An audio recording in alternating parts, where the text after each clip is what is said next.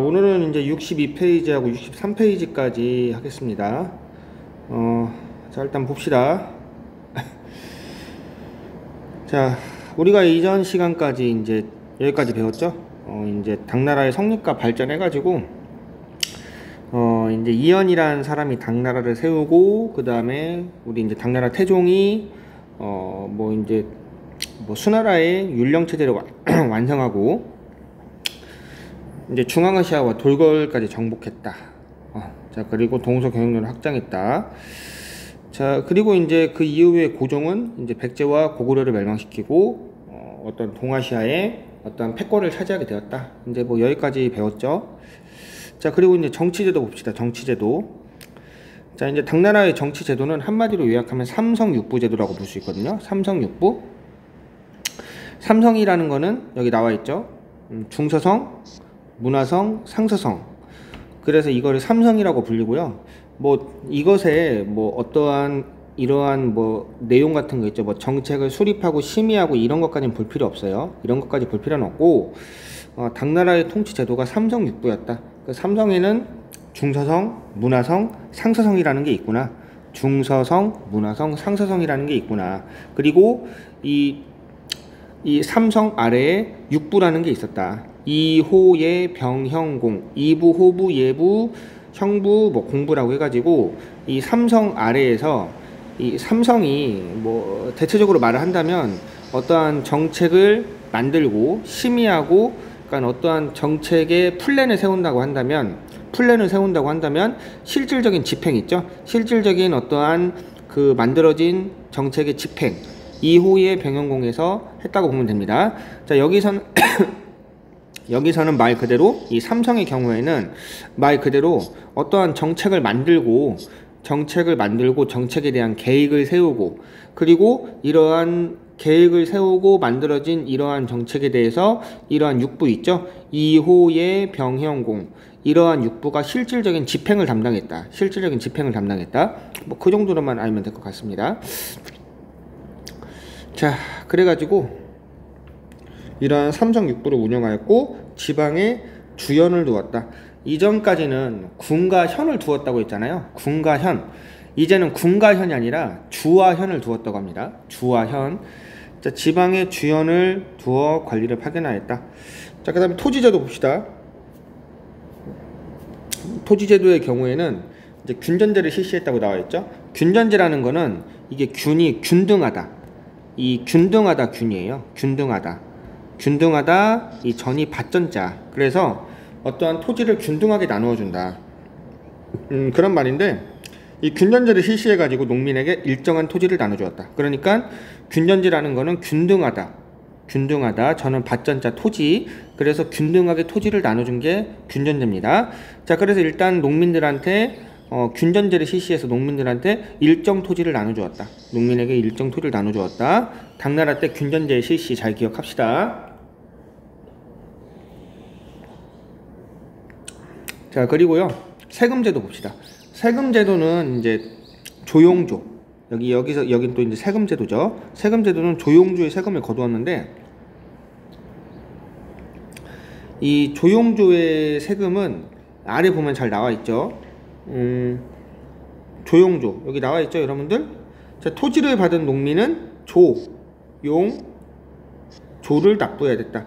여기서 말하는 조라는 거는 곡물, 쌀을 말하는 거예요. 쌀. 그 다음에 여기서 노동력. 우리가 어떠한 사람을 고용하다, 그때 쓰는 게 이 용입니다. 고용하다 할 때 용. 자, 그래서 노동력을 말하는 거고, 조는 어떠한 직물, 이렇게 털 같은 거 있죠? 식물, 털, 그런 걸 말하는 거고요. 자, 그래서 조용조를 납부했다. 자, 이것도 기억합시다. 군사제도로는 부병제를 실시했습니다, 여러분들. 군사제도로는 부병제. 이 부병제라는 거는 모든 농민을 군인으로 만드는 게 부병제입니다. 모든 농민을 군인으로 만드는 거. 그러니까 농한기에는 군사훈련을 받고 전쟁이 나면 병사로 복무하는데, 그러니까 모든 농민을 병사로 만드는 거. 자, 모든 농민을 병사로 만드는 거. 자, 그래서 농사일이 바쁘지 않을 때는 군사훈련을 받아야 된다. 여기 나와 있죠? 자, 그래서 농사가 쉴 때는 군사훈련을 받고, 농사가 쉴 때는 군사훈련 받고, 그러니까 농사 안 지을 때는 군사훈련을 받고, 그 다음에 전쟁이 나면은 병사로서 복무를 해야 되죠. 그래서 이 모든 농민들을 병사로 복무를 시키는 거죠. 당연히 국력이 강해질 수밖에 없죠. 이 군인들이 따로 있는 게 아니라 모든 사람들이 군인이 되는 거죠. 그래서 이 부병제라는 것도 잘 기억합시다. 부병제. 모든 농민을 군대로 만드는 거. 자, 그래서 제도가 나름대로 괜찮았습니다. 자, 그러나 점차 귀족의 대토지 소유가 늘어나면서 농민에게 나누어질 토지가 줄어들었고, 농민들은 소작농으로 전락하고 말았다. 자, 이 균전제가 무너졌다는 내용이죠. 자, 여기서부터는 균전제가 무너진 내용입니다. 귀족의 대토지 소유가 늘어났다. 그래서 균전제가 무너졌다는 거죠. 자, 그래서 농민에게 나누어질 토지가 줄어들면서 농민은 소작농으로 전락하였다. 자, 그래서 여기서부터는 어떠한 균전제가 무너졌다는 내용이죠. 자, 농민들이 본인의 땅이 없단 말이에요. 땅이 없으니까 여러분들 보다시피 이러한 세금도 낼 수도 없겠죠. 세금을 내려면 농사를 지어서 그 농사 지은 수확량을 바탕으로 해가지고 그걸로 세금을 내는데, 토지를 빼앗기다 보니까, 토지를 이제 귀족들한테 뺏기다 보니까 이제 뭐 수입이 없잖아요. 수입이 없으니까 이러한 세금을 내기에도 어려웠고, 자, 그리고 뭐 이러한 군사훈련 같은 것도 받기가 어렵겠죠. 그렇죠? 이 농민들한테 군사훈련을 시키는 건데, 이제 토지가 없으니까 농민이라고 볼 수도 없잖아요. 그러니까 뭐 군사훈련을 받는 것도 뭐 당연히 어려워졌겠죠. 자, 그러다 보니까 이 균전제가 무너지면서 조용조의 세금제도와 더불어 이 부병제라는 제도도 무너지게 되었다. 자, 그래서 여기서부터는 균전제가 무너지면서 어떠한 조용조의 세금제도, 그 다음에 부병제라는 것도, 군사제도라는 것도 무너지게 되었다. 자, 그리고 이제 쇠퇴멸망. 자, 그래서 이제 당나라가 이렇게 균전제가 무너지면서 점차 쇠락을 하게 되는데, 자, 결정적으로 쇠퇴하고 멸망하게 된 계기. 자, 탈라스 전투라는 이제 이슬람과의 전투에서 패배하였고, 이슬람과의 아바스 왕조의 전쟁에서 패배하였고, 그리고 안사의 난. 이 안사의 난은 여기 나와 있죠. 당나라 현종식이 지방의 절도사였던, 그러니까 지방의 군사가 아니라 이 지방의 군사권을 갖고 있던, 예를 들면 지금으로 치면은 뭐 전남 도지사, 그 다음에 전라북도 도지사, 그 다음에 서울시장, 뭐 경기도지사, 그런 식으로 그 지역을 다스리는 사람이 이 군대 통수권까지 갖고 있었거든요. 예를 들면 경기도지사는 경기도의 군사 통수권을 갖고 있었고, 군대를 마음대로 지휘할 수 있었고, 그 다음에 뭐 전남도지사는 뭐 전라남도의 군사 지휘권을 갖고, 그 다음에 뭐 경남도지사, 경북도지사, 뭐 그러한 사람들이 그 지역의 군사권을 갖고 있는 건데, 절도사는 그러한 개념이라고 볼 수 있습니다. 그러한 지역을 다스리는, 각각의 지역을 다스리는 사람이 군사, 재정, 행정, 그 지역의 모든 권한을 갖고 있는 게 절도사입니다. 자, 그래서 그 지역의 모든 권한을 갖고 있는 사람이 절도사인데, 이 알록산과 사사명이라는 이거는 성을 딴 거예요. 아는 알록산, 사는 사사명, 이러한 이름까지 뭐 외울 필요는 없고요. 자, 여기 나와 있구나. 당나라 현종식이 지방의 절도사였던 알록산, 그 다음에 부하였던 사사명이 일으킨 반란. 결국에는 진압은 되었지만, 이 반란을 진압하는데 당나라의 국력이 어마어마하게 많이 소모가 되었다고 합니다.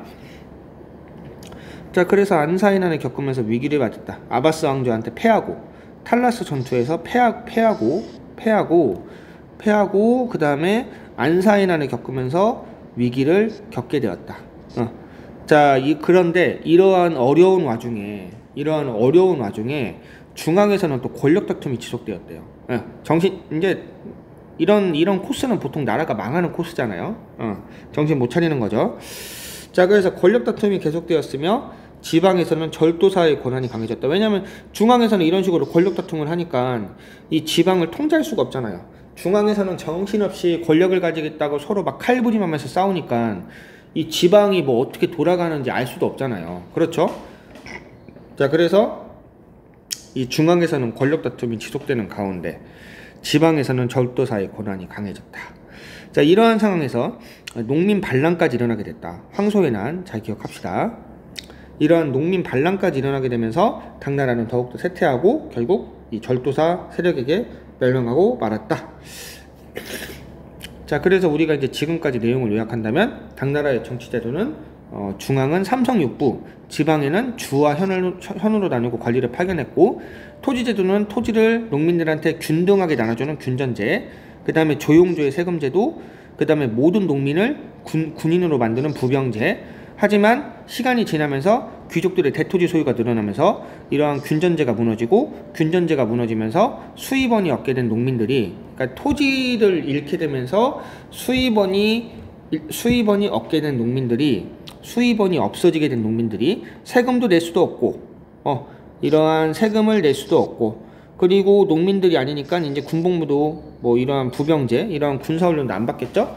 자, 그래서 로마라네. 그 당나라가 점차 무너지게 되었다. 우리 로마도 잘 기억해야 돼요, 여러분들.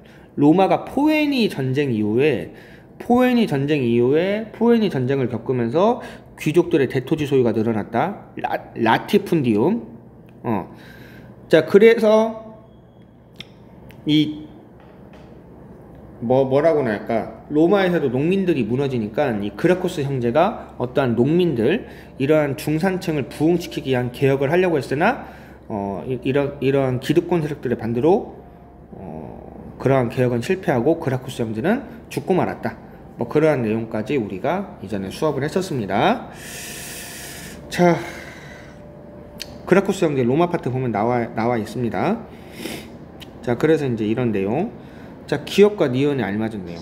기역은 균전제, 니은은 정책의 성과, 일정수의 병력이 유지되었다. 근데 균전제가 무너지면서 이러한 일정수의 병력 유지가 무너지게 되었다. 위의 정책을 실시한 목적, 농민을 안정시켜야 세금도 내고 군복무도 받을 거 아닙니까? 그렇죠. 농민을 안정시키고 국가의 재정과 군사력을 강화하기 위해. 자, 그 다음에 여기서부터 봅시다. 이제 마지막 63페이지인데 63페이지는 그렇게 어려운 부분은 아니에요. 당나라의 문화는 한마디로 말하면 귀족적, 국제적, 이게 핵심입니다. 자, 당나라는 사회 경제와 발전을 기반으로 해서 귀족적인 문화가 발달했다. 자, 그러다 보니까 문학 부분에서는 귀족적인 취향에 맞는 시가 발달했다. 대표적인 게 우리 이백, 두보 이러한 사람들이 있고요. 그림에서는 왕유의 산수화 뭐 이런 내용이 있고, 자, 그래서 이런 거 뭐 글씨에는 구양순이 유명했다. 어쨌든 이러한 인물들이 나오면 당나라라고 보면 됩니다. 예를 들면 이러한 인물이 뭐 로마 시대에 있었다, 아니면 이러한 인물이 수나라 시대에 있었다, 그렇게 말하면 틀리겠죠. 그래서 왕유, 이백, 두보, 구양순 당나라구나, 그냥 그 정도만 기억을 합시다. 그 정도만. 자, 그 다음에 유학에서는 한나라 때 있었던 훈구학을 집대성한 오경정의가 편찬되었다. 자, 이 훈구학이라는 거는 여기 나와 있죠. 유학의 경전을 문자나 어구를 해석하는 방법. 그러니까 어떠한 단어, 문장을 해석하는 거예요. 단어나 문장을 해석하는 게 훈구학입니다. 훈구학. 어떠한 글자, 문장, 그런 걸 해석하는 게 훈구학입니다. 자, 그래서 오경이라는 거는 뭐 유교의 어떤 5가지 경전을 말하는 건데, 뭐 춘추, 뭐 역경, 서경, 시경, 얘기 뭐 그런 건데, 이러한 유교의 5가지 경전을 뭐 새롭게 정의한다라고 해서 오경정의라고 하는데, 뭐 그냥 뭐 오경이 뭐 5가지 외울 필요 없고, 그냥 당나라 때 오경정이라는 게 있었구나. 예를 들면 오경정의가 뭐 그리스 때 있었다, 그러면 틀리겠죠. 자, 이 정도로만 기억을 합시다. 자, 그 다음 국제적인 문화. 이 당나라는 계속적으로 정복전쟁을 펼치면서 영토 확장을 했습니다. 자, 그리고 이제 중앙아시아까지 세력을 확장을 해가지고, 중앙아시아라는 거는 지금의 터키가 있는 지역을 말하는 거겠죠.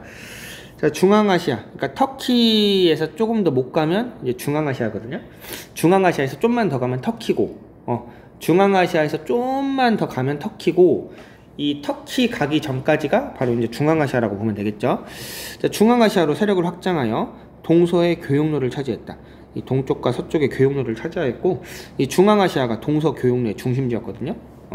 이 동쪽이 어떠한 중국, 어떠한 뭐 한국, 일본, 그 다음에 서쪽으로는 뭐 그런 유럽들, 이러한 중앙아시아가 동쪽과 서쪽을 연결하는 교역로의 중심이었는데, 자, 이런 식으로 중앙아시아로 세력을 확장해서 동서 교역로를 차지했고, 그 다음에 비단길, 바닷길, 이러한 동서 교역로의 핵심이라고 불리는 비단길과 바닷길, 자, 이러한 길까지 차지했다, 그러한 내용. 자, 그 다음에 이제 당나라의 문화가 이제 뭐 이런 식으로 중앙아시아로 세력을 확장하고 이러한 교역로까지 확보하고 더군다나 대외적으로는 상당히 개방적인 정책을 펼쳤어요. 어떠한 외국인들을 차별하지 않고 개방적인 정책을 많이 펼쳐서, 특히나 당나라 시대 때는 그 관리들 중에서 외국인들이 많았다고 합니다. 자, 그래서 당나라는 이 중앙아시아로 세력을 확장해서 어떠한 좋은 길목까지 차지했다. 뭐 비단길, 바닷길, 그런 거. 그리고 정책 자체가 개방적이었다. 외국인들에 대해서도 상당히 개방적이었다. 그러다 보니까 당연히 문화가 국제적일 수밖에 없었다. 이러한 내용. 자, 그래서 수도 장안에는 여러 나라의 사신과 유학생, 이거는 공부하는 학생, 그 다음에 유학생은 이제 승려들을 말하는 거고요. 그 다음에 이제 조로아스터교, 경교, 마니교, 다양한 종교가 있었다. 이 당나라 시대 때는 다양한 종교가 전래되고 유행했다. 그리고 이제 당삼채라는 어떤 화려한 도자기라는 것도 유행했다. 여기 보면 나와 있죠. 당나라에 제작된 대표적인 도자기 백색, 갈색, 녹색, 이러한 당나라 때 세 개의 색깔, 그래서 당삼채라고 불립니다. 이러한 거 나오면은 당나라 시대라고 보면 되겠죠, 여러분들. 자, 그 다음에 페르시아의 문화와 풍속도 인기를 끌었다. 이 페르시아가 바로 이제 중앙아시아 쪽에 있는 나라죠. 자, 그 다음에 이제 불교도 발달했다. 우리 현장, 우리 그 서유기에 나오는 손오공과 함께 같이 어떠한 모험과 여행을 떠나는 게 현장, 바로 삼장법사로 잘 알려져 있죠. 자, 그래서 이제 서역과 인도를 순례하고 불교 경전을 들어왔으며 여행기를 남기기로 했다. 자, 그래서 이런 걸 모티브로 삼아가지고 만든 게 서유기죠. 서유기. 서역과 인도. 그러니까 여기 서쪽 지역이거든요. 중국의 서쪽 지역, 서유기. 서쪽 지역을 유람한 여행기. 그래가지고 서유기라는 게 있었고요. 그래서 서유기란 소설 있잖아요. 손오공이 이제 삼장법사 저팔계 사오정과 함께 어떠한 그 괴물들, 악당들을 만나면서 어떠한 서쪽으로 여행을 떠나는 이야기, 그런 거 있죠. 자, 그 다음에 도교도 발달했다. 도교가 왕실의 보호를 받으며 성장하였다. 그런 내용도 잘 봅시다. 자, 그 다음에 탈라스 전투와 제지수의 전파. 자, 이제 여기 당나라가 이런 식으로 여기 중앙아시아 지역까지 진출했습니다. 중앙아시아 지역까지 진출하였고, 아바스 왕조와 탈라스에서 충돌하였다. 이러한 그 탈라스 왕조라네. 이 탈라스 전투에서 이슬람이었던 아바스 왕조한테 패하면서 당나라가 점차 쇠퇴기를 걷기 시작했다. 배웠죠? 그리고 이러한 이제 전쟁을 벌이는 가운데 이 당나라의 그 병사가 그 이슬람의 이러한 아바스 왕조, 이슬람 군대의 이러한 아바스 왕조한테 포로가 되었죠. 이때 이제 종이를 만들 줄 아는 병사가 있었나 봐요. 자, 그래서 이러한 중국의 제지술, 종이 만드는 기술이 이슬람 세계에 전파되고 있었다. 자, 그래서 후한 때에 만들어진 제지술은 중국만 알고 있었던 기술이었다. 근데 탈라스 전투에 의해서 이슬람군의 포로로 잡혀온 당나라의 병사 중 종이를 만드는 기술자들이 있었고, 이들에 의해 종이 만드는 기술이 이슬람에 전파되었다. 자, 그래서 이러한 탈라스 전투를 계기로 이 포로가 된 당나라 병사가 이슬람, 그 아바스 왕조한테 그 종이 만드는 기술까지 전파했다는 거, 여러분들 우리가 잘 기억하도록 합시다. 자, 오늘은 여기까지 하겠습니다.